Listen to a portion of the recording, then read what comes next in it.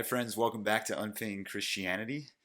I'm Asher Whitmer, and I'm reviewing my book, Live Free, right now. So if you've missed, we're already in chapter 4. If you missed the first, I think we've done 3 or 4 videos already, or the intro of why I'm doing this, go ahead and click the link below. It'll take you to the library of all the videos. I'm taking one video each day and reviewing a chapter for the next 20 days here in November. We're celebrating the 4-year anniversary of publishing Live Free, also preparing for the release of the audio version. So that's kind of what instigated going through this. But also, a big reason why I'm doing this is that there are things I would say differently. And in this chapter, we get into one of the things, or kind of one of the conversations. I'm not sure if I'd write anything specifically different, but I want to ask you guys about it, especially those who have read it. This chapter is called Like Wild Bulls Cotton Nets. It's chapter 4. It's the last chapter of part 1, where we're looking at not being free. And like Wild Bulls Cotton Nets, it's taken from a passage in Isaiah where the sons, nobody can defend Jerusalem because all the sons of Israel are lying at the head of every street like wild bulls cotton nets. And so that's a word picture. Is actually someone in a conversation once brought it to my attention in comparison with men struggling with sexual impurity and sexual addiction. And it's a just a vivid word picture in that a net, you don't think of a bull being able to be held back by a net, right? You need a big steel fence. But here they are bound by nets, and the wild bulls can't do anything, even though Jerusalem is coming under attack. They can't get up and defend because they've laid down at the head of every street because of their compromise with other nations and other gods. And so we as men have a strength. My initial working title of the book was Naked Strength. I thought that sounded provocative. I thought it was, and I really wanted to bring out the goodness of our sexuality instead of it being this dark, dirty conversation. So I ended up scrapping that. It was like I in the meantime I went through this writer training that talked about how you should title things. Don't try to be clever over clear. If you can be clear and clever, that's great, but skip the cleverness and go for clarity. And so I went for Live Free.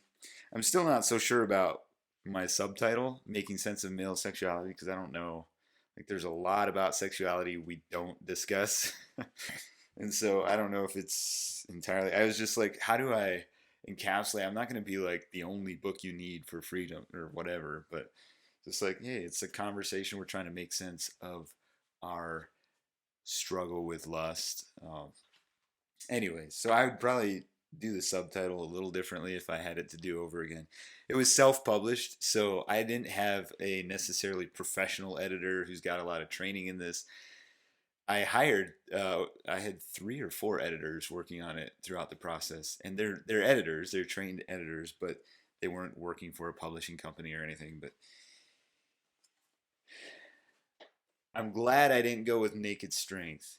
In this chapter, I bring out the strength. We as men have a strength to go out and to conquer. I kind of foreshadow that concept. One of the things that I am rethinking or processing, the older I get and the more experience I get, the more I study also, and kind of even just some academic and scientific study of gender and sexuality and so forth, I am rethinking our stereotypes about like purpose based on our gender.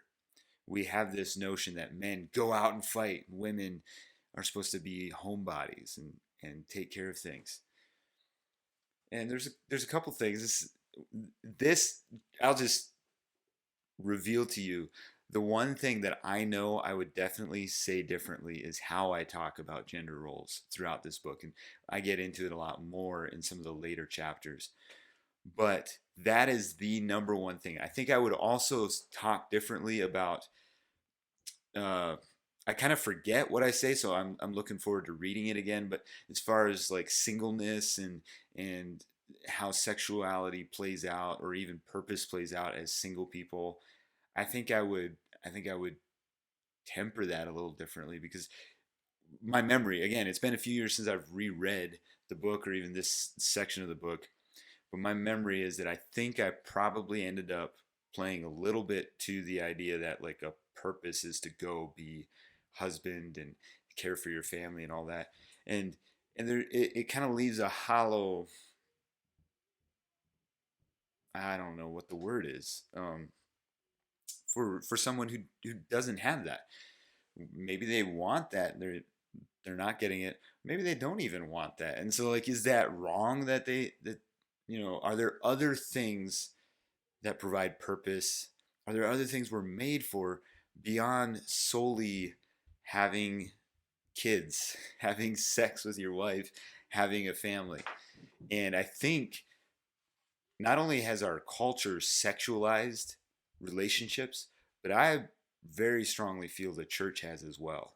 Like, we have idolized marriage. And I am all for marriage. I'm married. I have 4 kids. I love my wife. I love my kids. I love having sex, if I can say that. And but I've been challenged a lot, and yeah, I'm trying to think because I could go on for about 30 minutes on something here. But one of the things that has made me rethink this is that I've gotten to know a lot more people who face same-sex attraction. And so if I believe that marriage, God's design for marriage is just between a man and a wife for life, then I am my what am I going to say to them? My exhortation to them, my advice or counsel to them is going to be, you got to be single. Like, you can't, or you got to enter into a relationship that's maybe even repulsive to you. And so it really boils down to, they need to be willing to enter into a journey where they're dying to a very core fundamental desire of their being. But then that confronts, like, is there anything that I'm doing that in? Like, does that just mean I can go have sex whenever? Or are there things that God has called me to, called us to as humans, as mankind, where I have to lay down things? As a white, straight man in the Christian world, I literally can almost have and get whatever I want. But is that right? Like, are there things that I should be dying to myself? Um, definitely, like, I think some of the ways we view gender roles or roles in marriage allow men to kind of run over their wives to a certain degree, and that's something I've been trying to learn and kind of unpack some of the layers or conditioning that maybe we've grown up with, so that my wife can have a joint leadership role with me in our family. I don't want to trigger anything, because I'm not trying to get a debate about gender roles going. Rather, I'm trying to unpack how my upbringing or stereotypes about gender roles has affected the way I talk about purpose and about things that have to do with finding freedom in life. So I think that's one of the biggest things that, as I read this chapter again, I was just kind of constantly mulling over and thinking over. I believe sexuality, whether it's male sexuality or female sexuality, is very good, very beautiful, and is a strength for good. God wants to be glorified, and to display his beauty and goodness throughout the earth through our sexualities as men and women. How that manifests itself may happen in a variety of ways. And that's kind of the conversation we're getting into a little bit. But I would love to hear, what are your thoughts? Have you read this book? Did you have any questions, specifically in chapter 4? Did you have any questions or comments, feedback on what I just discussed about men being the strength to go out there? We have a strength, and I believe both men and women are commissioned to go forth and to fill the earth with not only more of themselves, but also through human propagation, sexual propagation, but also to fill the earth with artifacts and elements of creation and imaginative creation that we develop, books, buildings, services like that we provide that reflect the beauty and the goodness of God. All men and women are designed to do that. We're also all designed to be in a relationship with each other. Like that's not gender specific, not if you are faithful to the creation story. So it's not like we should be careful that we don't fall into these, and this is what we'll get in later chapters, but fall into these traps of like men are for the purpose of going out and working hard, women are for relationship. We're all jointly needing to be in communion and relationship with each other, and we're all jointly going forth into the world. What thoughts do you have kind of along that? We're just kind of foreshadowing that part of the conversation. In the next chapter, we begin part two that looks at getting set free. And a lot of this, I'm quite certain that I won't feel a lot differently as far as how I present it. It'll be interesting to read through it again and see what I think or how I've changed. But do you have any feedback on what you've heard so far? I'd love to hear. Either drop a comment, send me a message.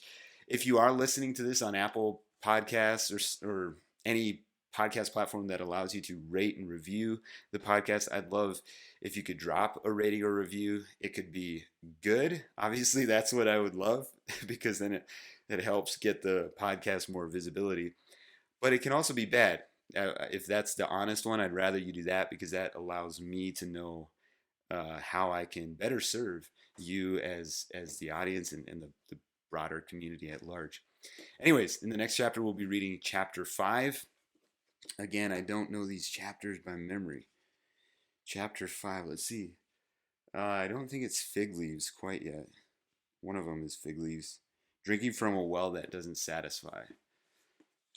I learned that whole concept of not being clever over clear, and then I redid the title, and then I had to go back through all my chapters. Like, hey, am I trying to be clever or clear? And I was like, well, these are chapters. It's not the book title, and so I kind of mixed trying to be clever and clear together. Um, I'll tell you more about drinking from a well that doesn't satisfy in the next video tomorrow.